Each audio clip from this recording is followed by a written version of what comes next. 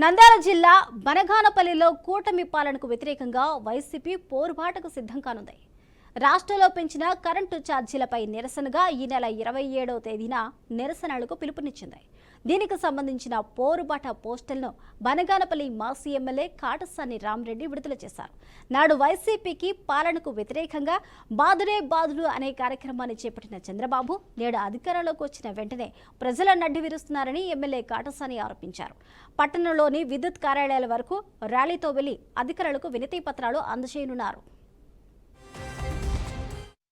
జగన్మోహన్ రెడ్డి గారు ముఖ్యమంత్రి అయిన తర్వాత సెకీతో ఒప్పందం చేసుకొని కేవలం 2.49 పైసలకే విద్యుత్ కొనుగోలు చేసి ఈరోజు నాణ్యతమైన కరెంటు కూడా మరి ప్రజలకు అందజేయడం జరిగింది.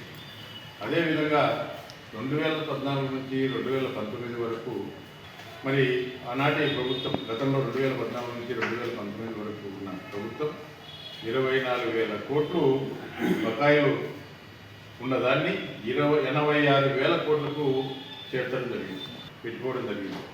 మరి ఆ తర్వాత మరి 2019లో అధికారంలోకి వచ్చినటువంటి వైఎస్ఆర్ ప్రభుత్వం 47,000 కోట్లు వాళ్ళు పెట్టినటువంటి బకాయిలు స్కీమ్లకు కూడా 47,000 కోట్లు మరి వైఎస్ఆర్ కాంగ్రెస్ పార్టీ కూడా ఇవ్వడం జరిగింది.